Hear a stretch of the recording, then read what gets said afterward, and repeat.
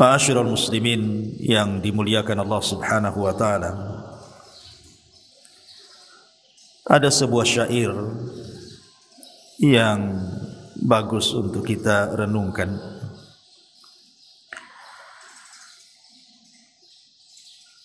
Di mana seorang penyair mengatakan, tazawwad minat taqwa fa innaka la tadri idza janna al-lailu hal ta'ishu ila al-fajr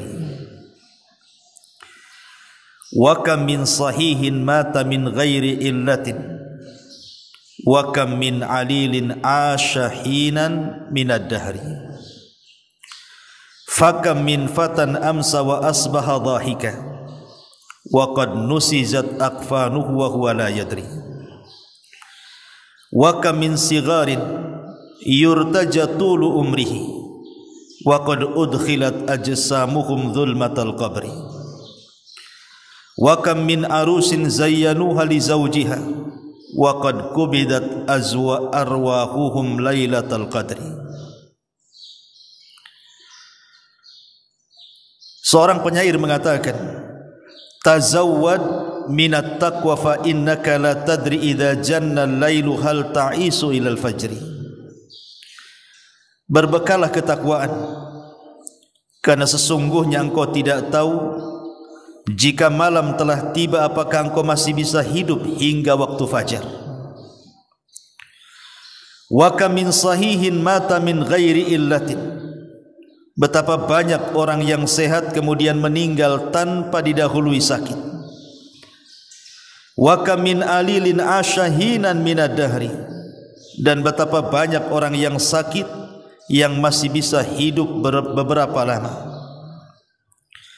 Fakam min fatan amsa wa asbaha dhahikan. Betapa banyak pemuda yang tertawa di pagi dan petang hari. Wa qad nusizat aqfanuhu wa huwa la yadri. Padahal kafan mereka sedang ditenun dalam keadaan mereka tidak sadar.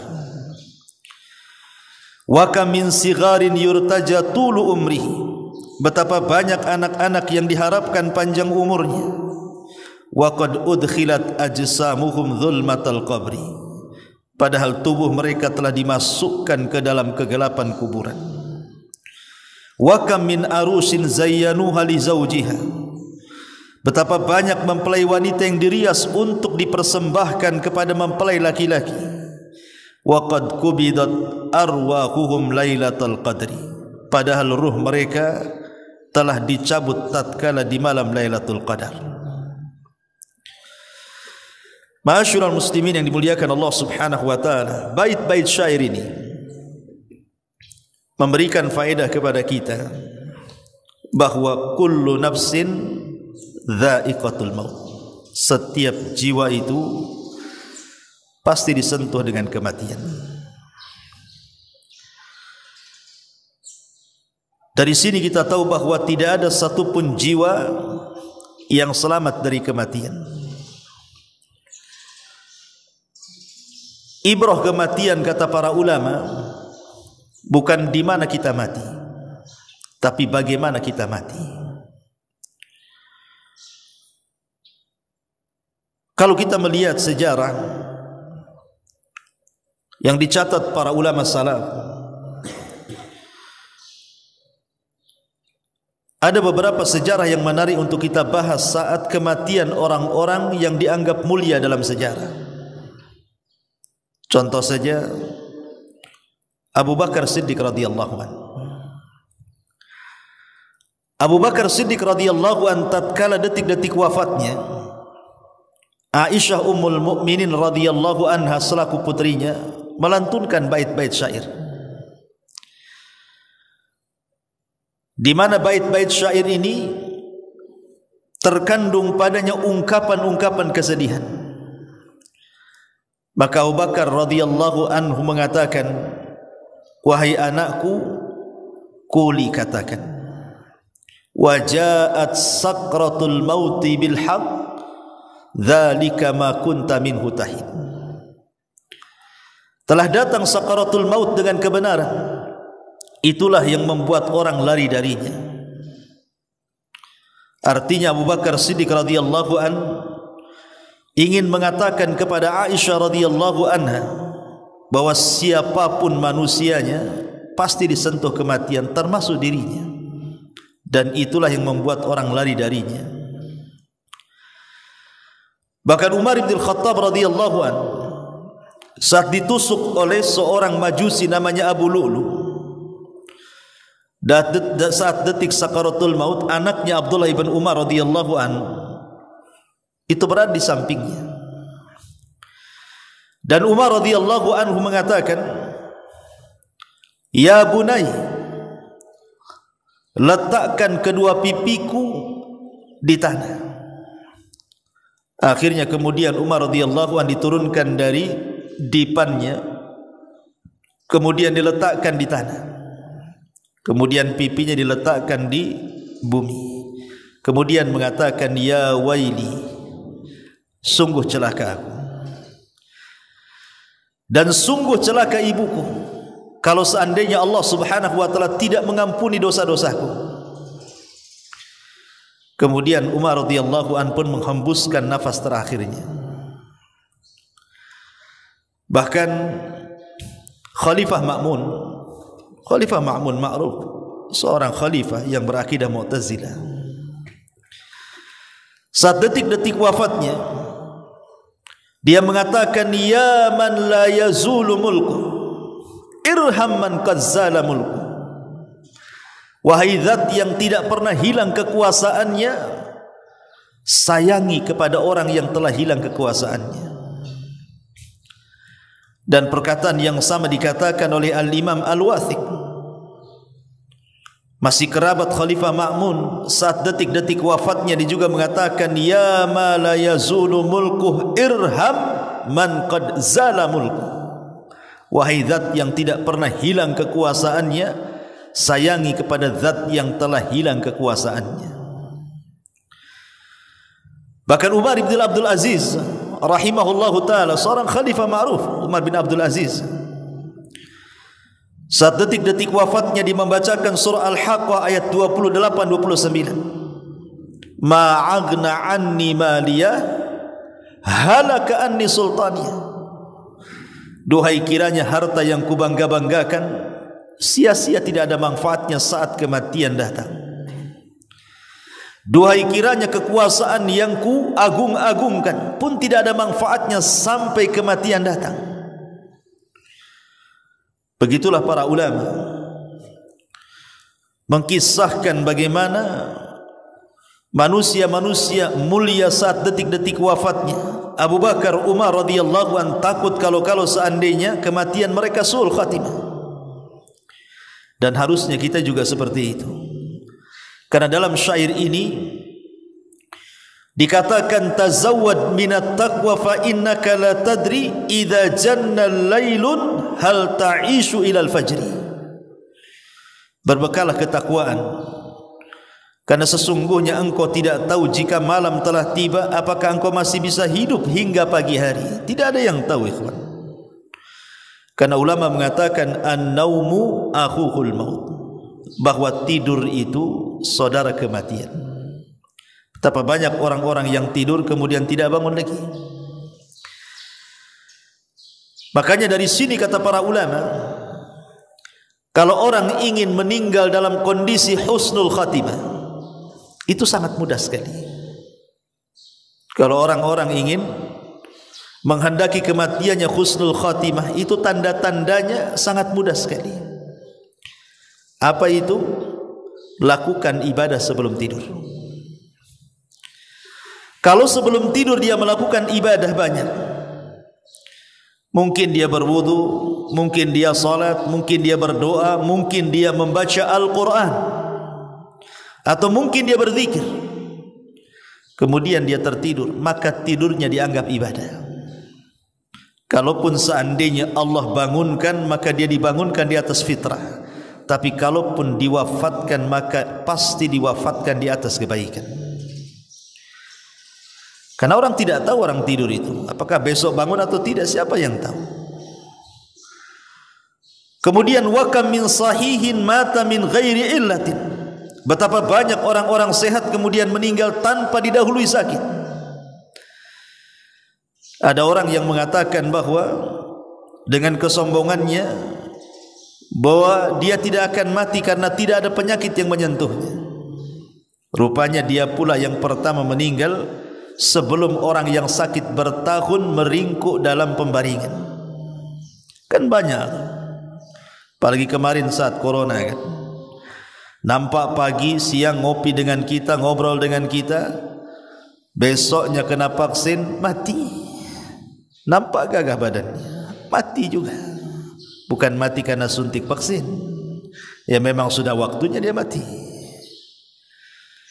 Wa kam min alilin ashahina minad dahri, dan betapa banyak orang-orang yang sakit yang masih bisa bertahan hidup hingga lama. Kita lihat di rumah sakit itu, kadang-kadang ada orang yang menjaga orang yang sakit, yang menjaga mati duluan, yang sakit pula tak mati-mati. Karena sakit itu bukan tanda kematian. Begitu juga sehat bukan tanda kehidupan. Karena kematian itu sudah ditakdirkan masalahnya. Ada seorang raja yang sangat kaya raya, penuh dengan kekuasaan, sombong dia, bawa pasukan dia. Tiba-tiba di tengah jalan dihadang oleh orang yang nampaknya dia fakir, menghalangi jalan sang raja ini. Kemudian sang raja marah dan mengatakan, "Man an? Siapa kamu? Menghindar kau dari jalanku?" Maka orang ini mengatakan, "Tidak, aku tidak akan menghindar dari jalanmu sampai aku ada hajat dan keperluan kepadamu."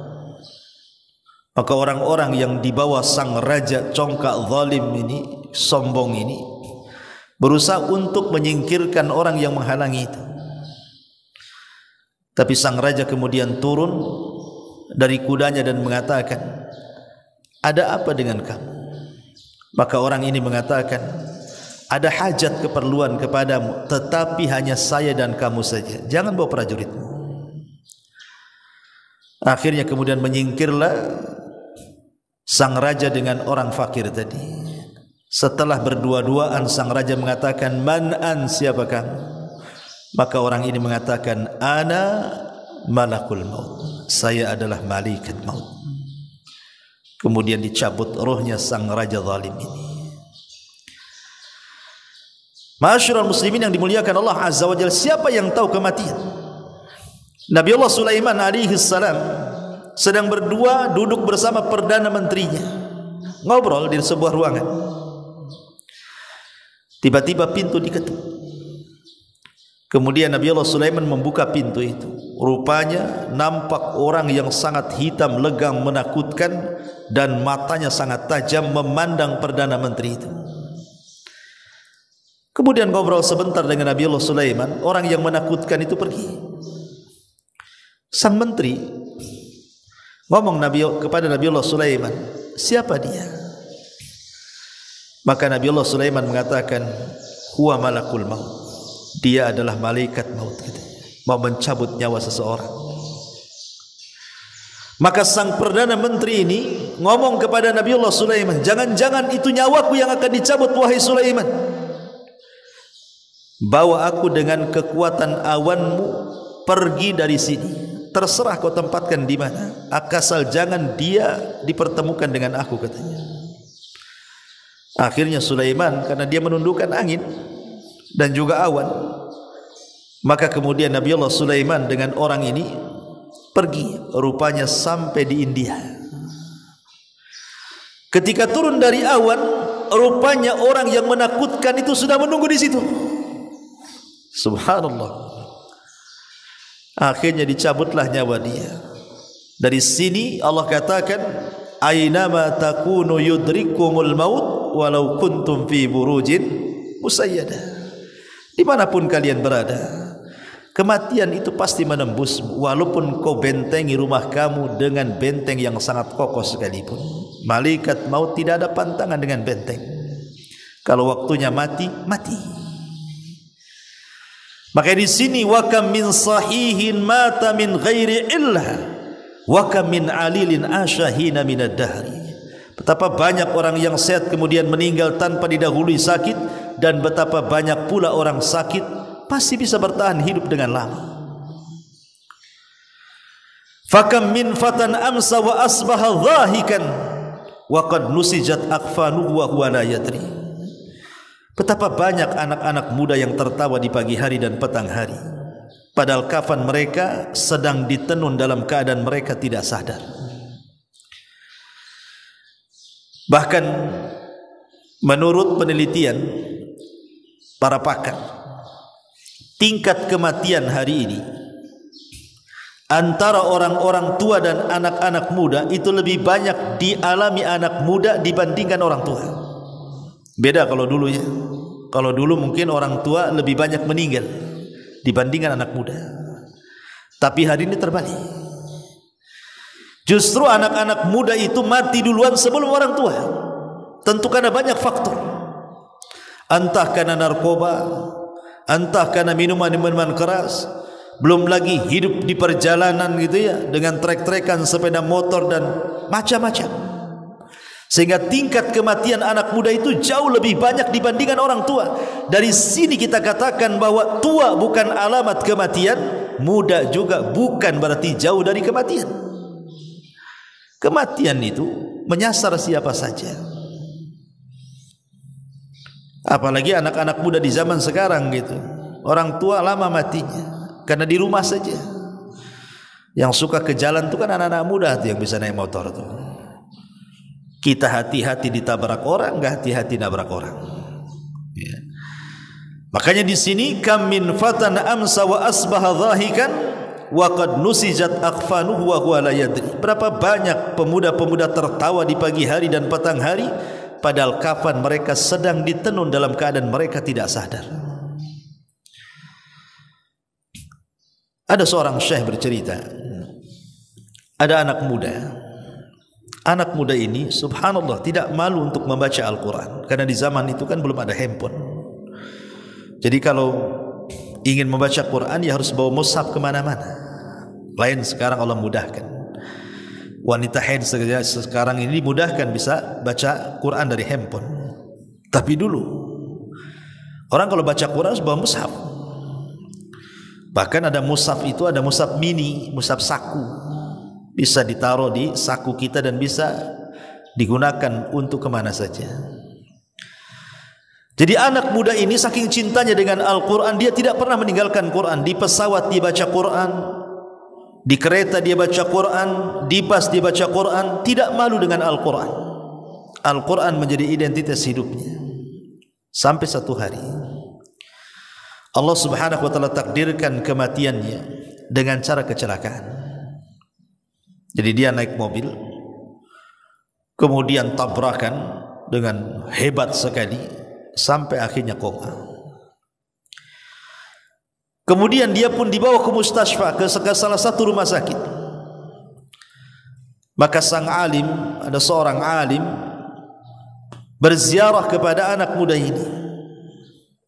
Subhanallah, kata sang alim ini, anak muda ini sepanjang perjalanan, dari mulai dia tertabrak mobilnya, kemudian hancur, dia pun luka-luka dan dia pun koma, tapi lisannya tidak pernah diam dari qiraatul Quran.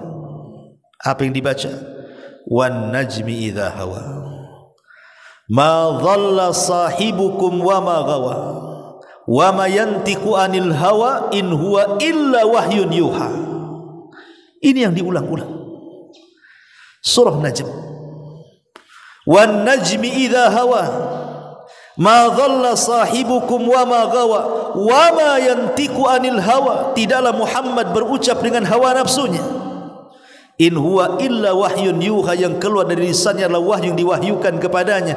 Dia mati dalam kalimat in huwa illa wahyun yuha. Anak muda tapi mati di atas husnul khatimah. Itu yang kita inginkan. Karena setiap manusia itu akan dibangkitkan sebagaimana kematiannya. Kalau dia meninggal saat membaca Quran, maka dibangkitkan juga saat membaca Quran. Kalau dia meninggal saat sujud, seperti yang terjadi kepada seorang budak hitam yang legam yang dibawa oleh Abdullah ibn Mubarak, dari kota Madinah menuju Syam.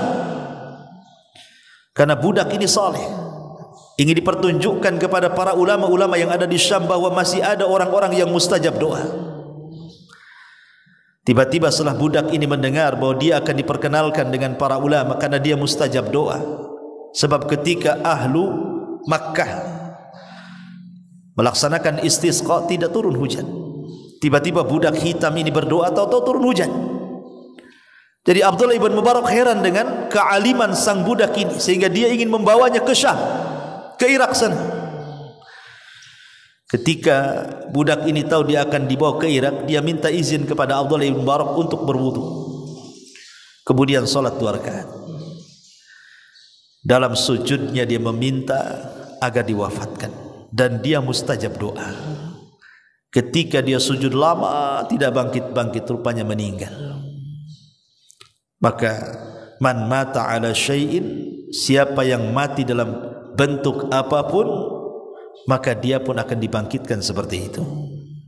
Kalau dia mati dalam posisi sujud, maka dibangkitkan ketika sujud. Atau di zaman Nabi SAW ketika Hajjatul Wada, ada seseorang naik unta, kemudian jatuh dari unta di atas kain ihramnya, kemudian meninggal. Kemudian Nabi SAW mengatakan, yub'atsuna yaumal qiyamati mulabbiyan, dia akan dibangkitkan kelak pada hari kiamat dan dia sedang mengucapkan talbiyah, labbaik Allahumma labbaik, labbaik la syarika laka labbaik, innal hamda wan ni'mata laka wal mulk la syarika lak. Begitulah manusia. Tentu ini yang husnul khatimah. Yang sul khatimah tentu beda lagi. Kemudian wa kam min saghirin yurtaja tulu umrihi wa qad udkhilat ajsamuhum zulmatal qabri. Betapa banyak anak-anak yang diharapkan panjang umurnya, padahal tubuh mereka telah dimasukkan ke dalam kegelapan kuburan. Lihat bayi-bayi itu yang harusnya mereka secara logika harusnya panjanglah usianya bayi-bayi itu, tapi betapa banyak bayi-bayi yang meninggal sebelum dia balik. Banyak sekali. Entah bayi itu dibunuh orang tuanya atau karena memang Allah takdirkan kematiannya. Tapi dari sini menunjukkan bahwa kematian itu tidak pernah melihat usia. Mau bayi, mau remaja, mau dewasa, mau anak muda, mau sudah tua, kematian itu menyasar kepada siapapun. Karena kematian itu sebuah kepastian yang pasti dialami manusia, datangnya pun tanpa pemberitahuan, dan dia bukan akhir dari sebuah perjalanan. Wa kam min arushin zayyanuha li zawjiha wa qad kubidat arwahuhum lailata qadri. Betapa banyak mempelai wanita yang dirias untuk dipersembahkan kepada mereka para mempelai laki-laki, padahal ruhnya telah dicabut tatkala di malam Lailatul Qadar. Kita sering mendengar berita seorang pengantin yang baru menikah, tahu-tahu ketika akan meninggal. Saya lihat di YouTube itu ada orang habis akan meninggal dia. Bahkan ketika hantaran, maksudnya mau melaksanakan akad, naik mobil gitu dengan keluarganya, kecelakaan tuh, masuk jurang, mati semua pengantin-pengantinnya. Padahal pengantin sebelum meninggal, saya yakin malamnya itu sudah menghayal dia. Pastilah menghayal. Yang namanya pengantin pasti menghayal. Tapi dia tidak pernah menghayal kematian, dia menghayal kesenangan. Tetapi kullu nafsin dha'iqatul maut, setiap jiwa itu pasti ada jatah kematiannya. Tetapi saya ulang dari awal bahwa ibrah itu bukan di mana kita mati, tapi bagaimana caranya kita mati. Karena ada orang yang kemudian pergi haji atau umrah, mereka sanggup haji dan umrah tapi menunggu tua. Alasannya, saya ingin mati di kota Makkah. Dan itu banyak alasan-alasan seperti itu. Sampai ada seseorang itu bertanya, Ustaz doakan saya, katanya. Saya sudah haji berkali-kali, katanya, tapi doa saya tidak dikabulkannya. Jadi katakan kepada wanita itu, lah bukankah di Mekah itu banyak tempat-tempat mustajab doa? Di Madinah juga sama, ada raudhah di situ. Antara mimbar dan kamar Nabi SAW itu mustajab doa. Kenapa doamu tidak dikabulkan? Kemudian sang wanita ini mengatakan bahwa buktinya aku tidak dikabul-kabulkan doa. Lalu doa apa yang kau panjatkan? Dia mengatakan, saya ingin mati di kota Mekah katanya. Buktinya saya masih hidup katanya. Dia pikir orang mati di kota Mekah itu langsung masuk surga, mungkin begitu. Jadi kalau ada orang yang berpikir seperti ini, antum ngomong saja sama orang itu, antum bisa bahasa Arab? Tidak bisa, jangan mati di sana. Malaikat sana nanyanya pakai bahasa Arab. Mati sini aja lah, nanya pakai bahasa Melayu. Ma'asyiral muslimin yang dimuliakan Allah Azza wa Jalla. Dari sini kita tahu bahwa ada orang-orang yang Allah takdirkan kematiannya indah sekali, tapi ada yang Allah takdirkan kematiannya su'ul khatimah. Ada seorang syekh bercerita, di zaman ulama salaf dulu, ada seorang saleh, anak muda saleh, anak muda yang sangat saleh sekali. Dia seorang muadzin, seorang yang suka mengumandangkan azan. Kalau orang dulu kan azan pakai menara, naik ke atas. Sekarang pakai mic saja kan. Karena dulu orang dulu naik ke atas menara supaya suaranya terdengar. Lah menara masjidnya itu berdekatan dengan gereja. Menara masjidnya itu berdekatan dengan gereja. Dan di gereja itu ada biarawati wanita yang sangat cantik. Apabila dia sedang mengumandangkan azan, wajahnya tertatap kepada wanita cantik biarawati gereja itu. Entah setan apa yang merasuki jiwanya. Akhirnya dia pun, karena setiap hari azan, setiap itu pula dia melihat. Dan wanita itu pula melihat dia. Allah takdirkanlah jatuh cinta dua sejodi ini. Zaman dulu tidak ada handphone. Kalau sekarang ya minta nomor telepon, minta WhatsApp, minta grup gitu ya. Zaman dulu ya masih kecil-kecil kan, pakai surat linting bahasanya. Di surat gitu ya, itu udah seneng tuh, bahagia luar biasa itu. Baru pegang suratnya, belum pegang orangnya. Orang dulu kan begitu. Baru lewat saja, nggak natap udah senang. Akhirnya kepikiran dia ingin meminangnya. Namanya biarawati kan tidak boleh menikah masalahnya. Tapi kadang sudah cinta. Anak muda ini memberanikan diri datang ke gereja, kemudian bertanya kepada orang tuanya, ditunjukkan orang tuanya, tapi orang tuanya menolak mentah-mentah. Kenapa? Biarawati tidak boleh kawin. Ya.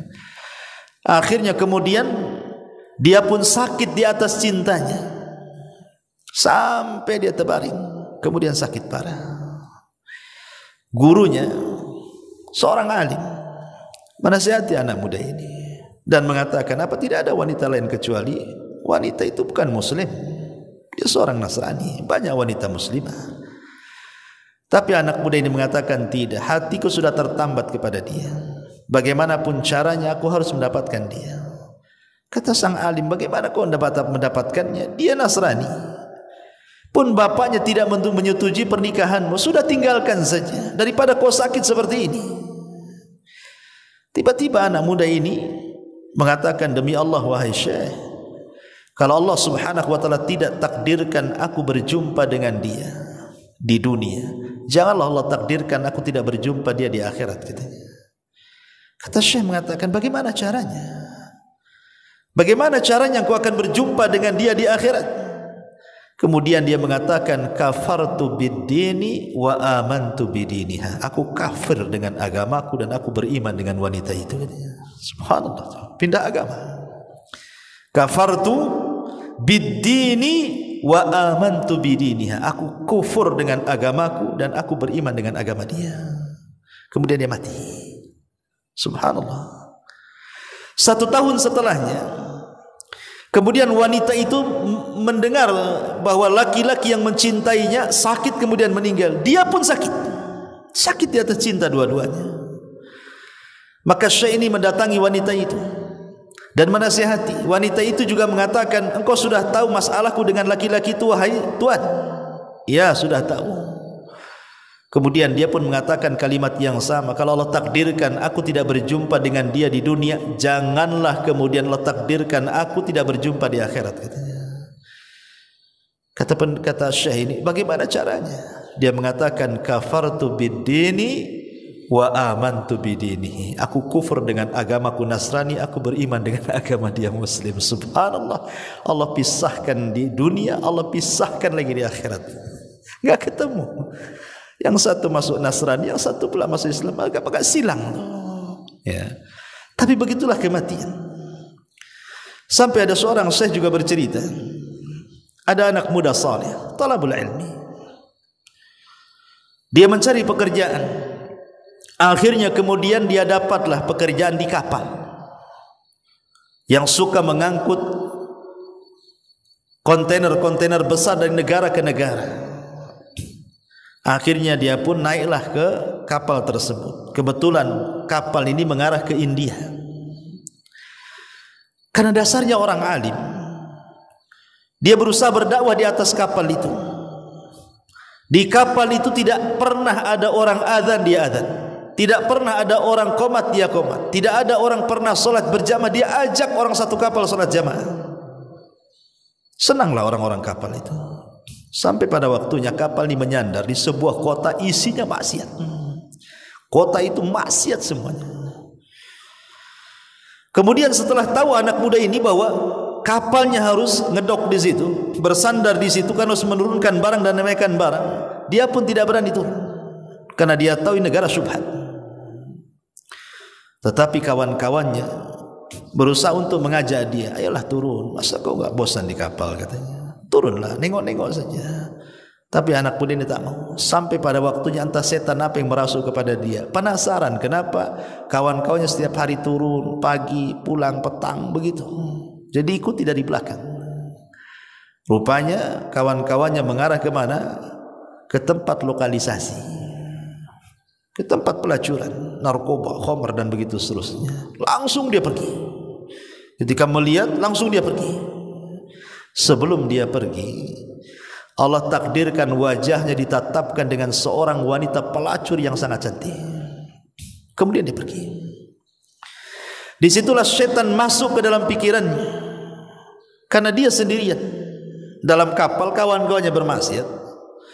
Ingat bahwa serigala itu lebih senang menerkam satu kambing yang keluar dari kawanannya dibandingkan rumah dengan kawanannya. Lebih tergoda dia, dibayang oleh setan tentang keindahan wanita itu. Akhirnya tanpa diajak dia turun, mendekati tempat lokalisasi itu. Rupanya berjumpa pula dengan wanita itu.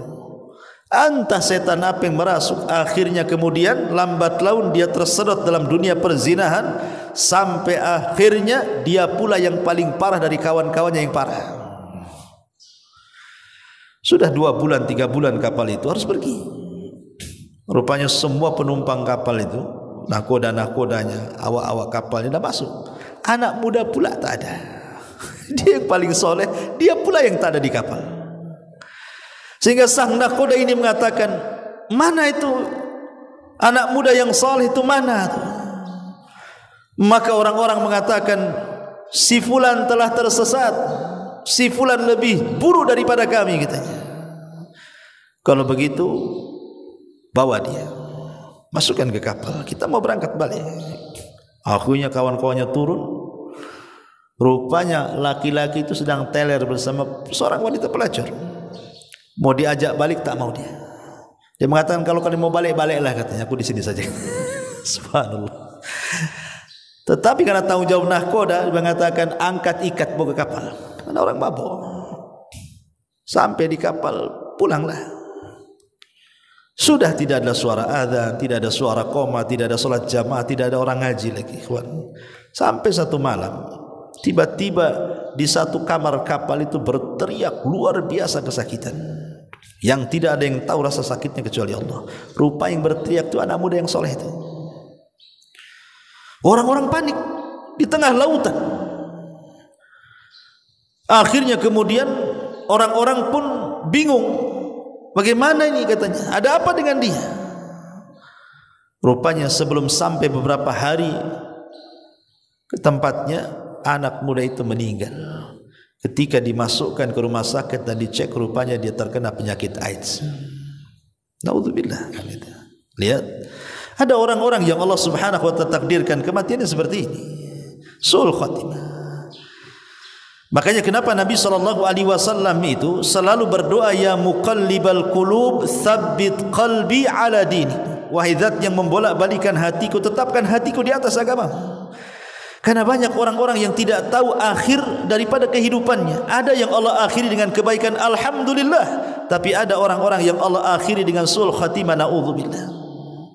Dan kisah ini banyak. Lihat kalau kita di Batam saja, kita melihat, kadang-kadang kita di Batam ini baru tahu setelah kita melihat YouTube, setelah viral, baca Quran, kan? Ketika kita membaca ada seorang wanita pelacur, tahu-tahu ditikam di hotel gitu kan, mati dia habis melakukan zina, naudzubillah. Atau berita-berita di Nusantara kan, yang habis berzina kemudian dibunuh, dimutilasi. Gimana ini kematiannya, kawan? Ya. Maksudnya tidak usah jauh-jauh kita cerita di negeri orang gitu ya, di negeri kita saja. Sampai waktu saya di Bengkong tuh, ada seorang RW, tidak sebut Bengkong mananya, mati di tandas di kamar mandi, tersungkur gitu, kayak sujud di kamar mandi. Rupanya kelakuannya dia itu memang suka jual lahan, ceritanya. Jadi ya biasalah tuan takur di Batam, ya, jual lahan, nanti dijual lagi ke orang, dijual lagi sampai surat dipoto-foto. Dia juga yang jual tuh, sampai akhirnya di demo orang. Entah malamnya habis dugem, katanya ceritanya habis dugem. Kemudian paginya ditemukan dia sedang sujud di kamar mandi, matinya sedang sujud di kamar mandi. Mungkin dia merasakan sakit yang luar biasa, pegang perutnya sampai sujud. Coba meninggal di kamar mandi, habis dugem lagi. Kemudian orang menuntut soal urusan tanah lagi. Bagaimana pertanggungjawaban dia di hadapan Allah? Ini terjadi.